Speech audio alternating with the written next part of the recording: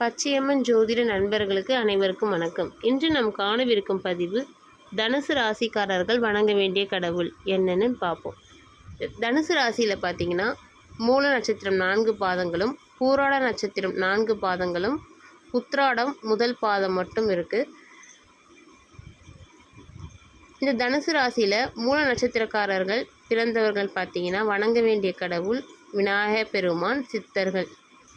இந்த இருவர்களையும் இவர்கள் வணங்கி வந்தால் மிக சிறப்பாக இருக்கும். ஆஞ்சநேயரையும் வணங்கலாம். இவர்கள் பார்த்தீங்கன்னா இந்த மூல நட்சத்திரத்தன்று இவர்கள் கண்டிப்பாக தவறாமல் விநாயகப் பெருமானை வணங்கி வர வேண்டும். கோவிலுக்கு போக முடியலனாலும் வீட்டில் விளக்கேற்றியாச்சும் வணங்கி வருவது மிக சிறப்பாக இருக்கும். அடுத்து பார்த்திங்கன்னா பூராட நட்சத்திரக்காரர்கள். இந்த பூராட நட்சத்திரக்காரர்களுக்கு பார்த்திங்கன்னா ஸ்ரீரங்கநாதரை வணங்கி வர வேண்டும். அதுவும் இந்த பூராட நட்சத்திரத்தன்று ஸ்ரீரங்கத்திற்கு சென்று வருடத்திற்கு ஒரு முறையாவது இல்லை 6 மாதத்திற்கு ஒரு முறையாவது சென்று வழிபட்டு சிறப்பித்து வர வேண்டும். ஸ்ரீரங்கத்திற்கு சென்று வணங்கி விட்டு வெளியில் நின்று கோவிலுக்கு செல்வோர்களுக்கு சிறு கற்கண்டு இருக்கு இல்லையா, அதை நம்ம கோவிலுக்கு வர்றவங்களுக்கு நம்ம கொஞ்சம் கொஞ்சமாக எடுத்து நம்ம கையாலேயே கொடுக்கணும். ஒரு பெரிய பேக்கெட்டில் வாங்கி வச்சுட்டு நம்ம கொஞ்சம் கொஞ்சமாக வரவங்களுக்கு போகிறவங்களுக்கும் நம்ம கொடுத்துட்டு வந்தால் ஒரு சிறு பரிகாரமாக இருக்கும்.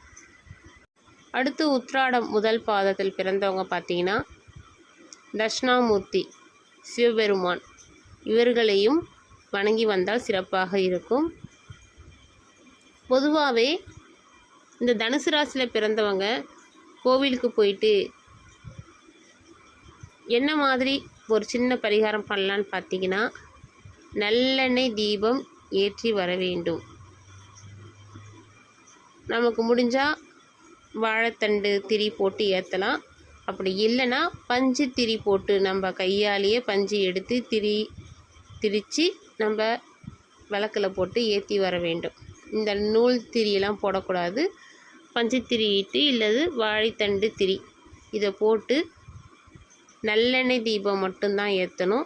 நீங்கள் எந்த கோயிலுக்கு போகிறீங்க அப்படின்றதெல்லாம் இல்லை. இப்போ நான் அந்தந்த நட்சத்திரத்திற்கு சொல்லியிருக்கேன் இல்லையா, அந்த கோயில்களுக்கு சென்று நாம் நல்லெண்ணெய் தீபம் ஏற்றி வர வேண்டும். ரொம்ப சிறு தீயாக வச்சு ஏற்றணும், பெருசாக வச்சு ஏற்றக்கூடாது. நல்லா நின்று எரியிற மாதிரி பார்த்துக்குங்க. முக்கியமாக இவங்க கோவிலுக்கு போயிட்டு அவசரமாக இந்த கோவிலை சுற்றி வர்றது, அவசரமாக வணங்கிட்டு வர்றது அப்படிலாம் இருக்கக்கூடாது. எந்த கோவிலுக்கு சென்றாலும், அருகில் உள்ள கோவிலுக்கு சென்றாலும், எந்த கோவிலுக்கு சென்றாலும் பொறுமையாக தெய்வத்தை வணங்கி அங்கே அமர்ந்து ஒரு 5 நிமிடமாவது தியானம் செய்து பொறுமையாக வர வேண்டும்.